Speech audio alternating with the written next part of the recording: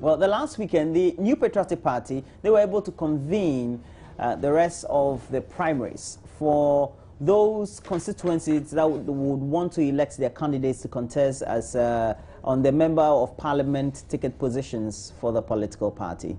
But not all of them. Notably, I believe we have somewhere in Ablekuma, also in Korle, and one or two others that were not able to convene those primaries as a result of either court injunctions or certain legalities people had raised concerning them. One of those constituencies involved is Korle Klotey, and an Accra Fast-Track High Court has struck out an application which was filed by 6 supporters of the party seeking an injunction on the Korle Klotey constituency parliamentary primary of the MPP.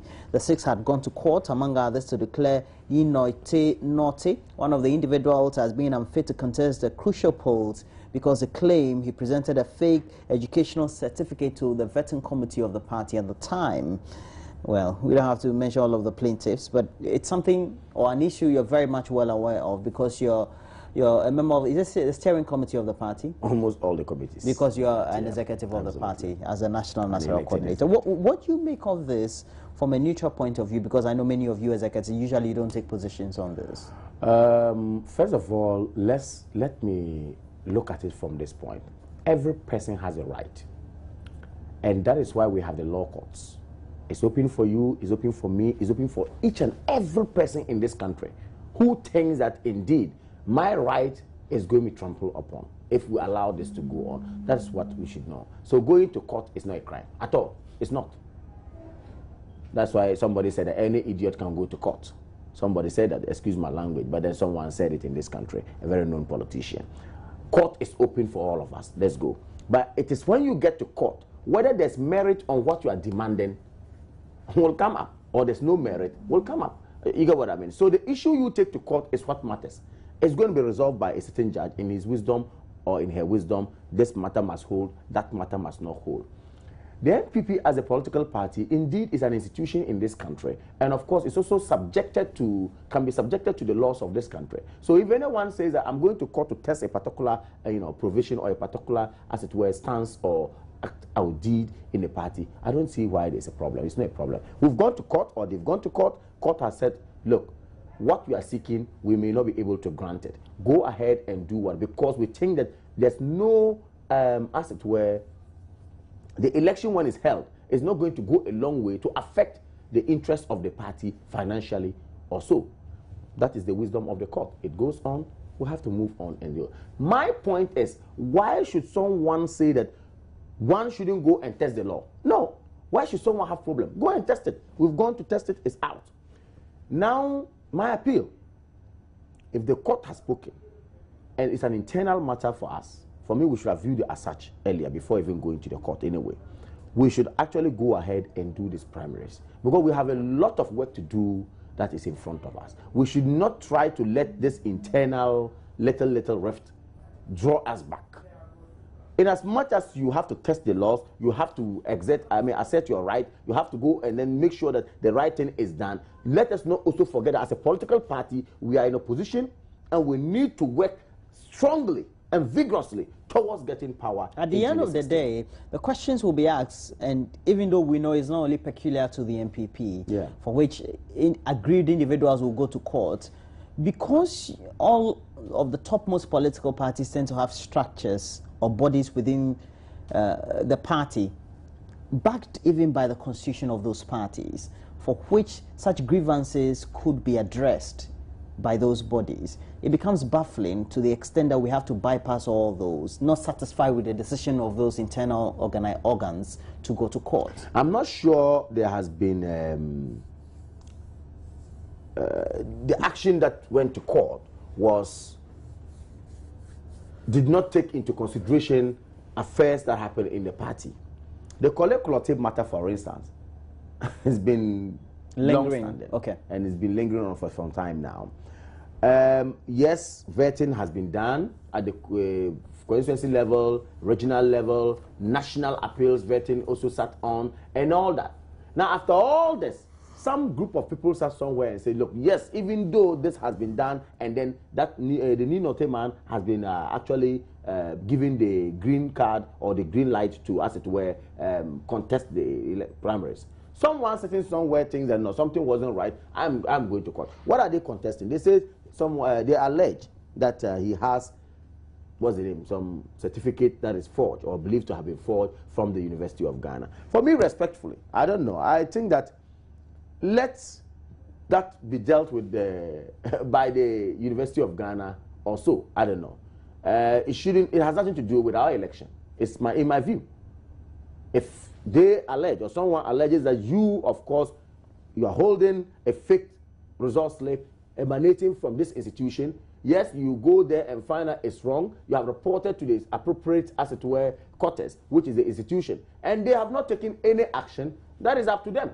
Right. But I'm speaking with limitation, because the environment of the legal environment has a lot of angles. You may say this, and then the lawyer will come and tell you, no, what you have said is wrong. But I'm saying that, yes, the University of Ghana, someone is holding their property, which is a forged one.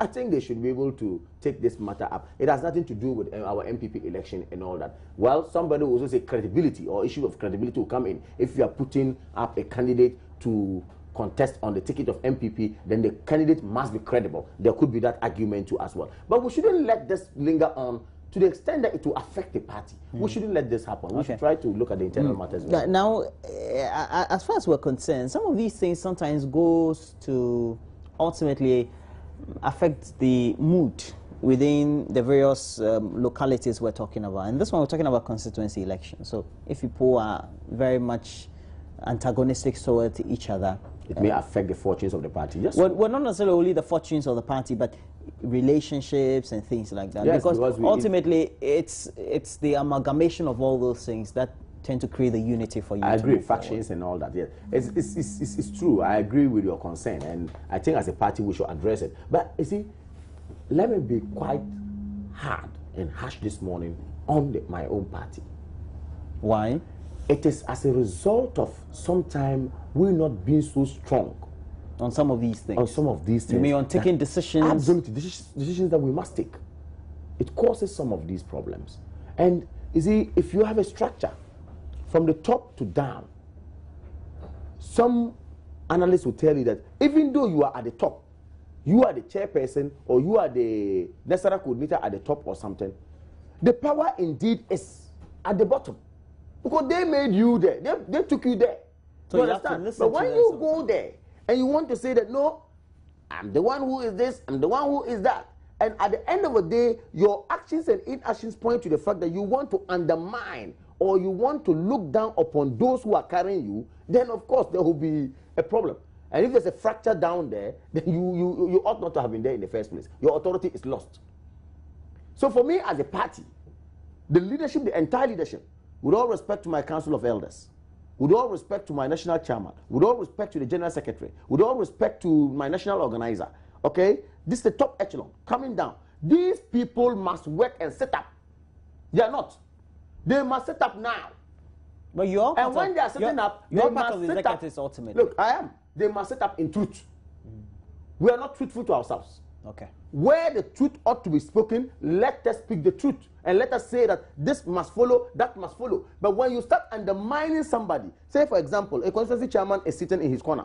He understands the dynamics of the constituency. Then you come to say that you want to do X, Y, Z there. The people repose confidence in putting him there. Then you want to put him aside.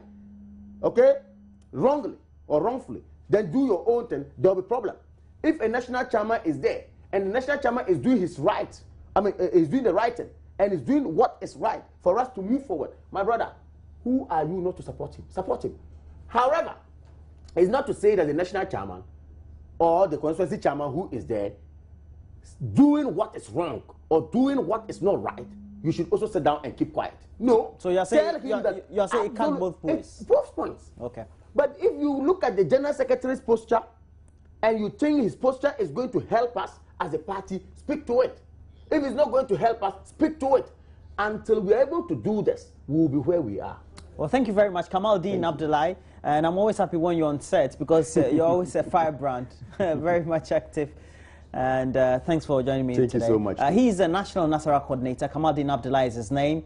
And I wish you well this weekend, sir. Thank you very much. All right, I hope to have you again next week. I wish you well too. And it'll be a pleasure, sir. Thanks, my brother. But that's where we bring the discussions on AM Talk. And we know we've been looking at the subject of the Ghana Medical Association and their contention to continue with the strike action, even though there's been some expected truce or a hand being given for some truce to be brought to the very impasse. They say, well, they can bring a finality to the subject. We've also been looking at the subject of the ban of plastics and how that can have an effect on proper sanitation management in our cities. And lastly, we've been looking at the MPP's primary, where we have the last batch because of this, those injunctions, and one concerning Korle Klotey.